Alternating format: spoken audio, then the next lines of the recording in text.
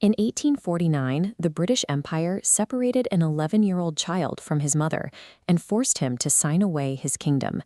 This boy was Maharaja Duleep Singh, the last ruler of the Sikh Empire in India. The man pulling the strings was British Governor-General Lord Dalhousie. He systematically dismantled the Sikh kingdom to extract the ultimate prize for Queen Victoria, a single, highly coveted gemstone.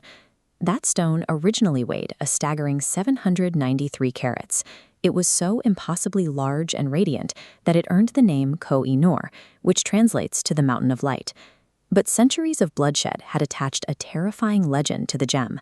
The curse dictates that any man who wears the diamond will conquer the world, but will inevitably meet a tragic end. According to the myth, only God or a woman can wear it safely. Today, the United Kingdom holds the Koh-i-Noor, while 4 different nations are locked in a bitter diplomatic war, demanding its immediate return. To the nations trying to reclaim it, the Koh-i-Noor is a blood-soaked artifact of colonial conquest that has outlived the empires it destroyed. The diamond's recorded journey begins in the Golconda mines of southern India. Local records suggest it was first placed in a Hindu temple by the Kakatiya dynasty, before being seized by the invading Delhi Sultanate in the early 1300s.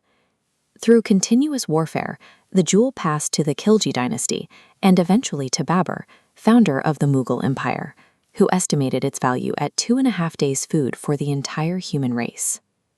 By the 1600s, Emperor Shah Jahan had embedded the stone directly into his extravagant peacock throne. In 1739, the Persian ruler Nadir Shah invaded northern India and looted Delhi. Legend says he discovered the Mughal emperor hiding the jewel inside his turban. Upon seeing the massive stone, Nadir Shah supposedly gasped, "Koh-i-Noor," officially giving the diamond its famous name. And here is where the curse began to show its pattern. Shortly after claiming the diamond, Nadir Shah was assassinated. The stone then tumbled through the crumbling Afghan Durrani Empire, eventually landing in the hands of Sikh Maharaja Ranjit Singh. Ranjit Singh wore the diamond proudly as an armlet. When he died in 1839, his heirs faced immediate disaster. Within just a few years, his successors were poisoned, crushed by falling gates, or brutally assassinated, plunging the Sikh Empire into chaos. Every male ruler who claimed the Koh-i-Noor experienced a brief, blinding flash of immense power, followed rapidly by absolute, catastrophic ruin. The British capitalized on this violent collapse. After defeating the Sikhs, they drafted the Treaty of Lahore.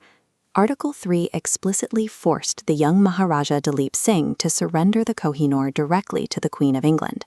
Even the ship transporting the diamond to the UK, the HMS Medlia, suffered the stone's bad luck.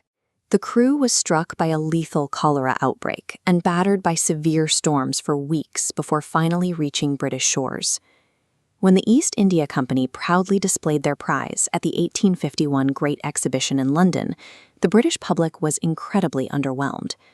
In its original Mughal cut, the diamond was highly asymmetrical and appeared dull under the gas lamps. Determined to make the stone sparkle, Queen Victoria's husband, Prince Albert, hired a team of Dutch diamond experts. They spent 38 grueling days grinding the gem down on a steam-powered mill. The recutting drastically reduced the stone's weight, taking it from 186 carats down to a much lighter 105.6 carat oval brilliant. Having witnessed the dead kings trailing behind the jewel, the British royal family instituted a strict internal decree. To sidestep the legend, they ruled that the diamond would only ever be worn by female monarchs. By physically grinding away its original shape and hiding behind a gender loophole in a centuries-old curse, the British attempted to sever the Koh-i-Noor from its bloody Asian history. But that history refused to stay buried. In 1947, almost immediately after gaining independence from the British Empire, the government of India formally demanded the diamond back. Pakistan, Afghanistan, and Iran also claimed it, creating a 4-nation diplomatic pileup. But taking this to an international court isn't viable. The 1972 Antiquities Act and 1970 UNESCO Convention only apply to recent thefts, offering zero legal leverage for 1849. The British government's defense has remained entirely inflexible. They argue the Koh-i-Noor wasn't stolen at all, but rather legally surrendered under the terms of a binding peace treaty.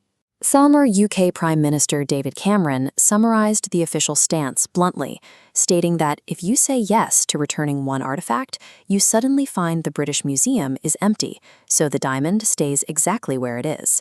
Today, it rests in the heavily guarded Jewel House at the Tower of London, safely locked away from the outside world. It remains set in the front cross of the crown of Queen Elizabeth, the Queen Mother, physically cementing it into the highest echelon of British royal legacy.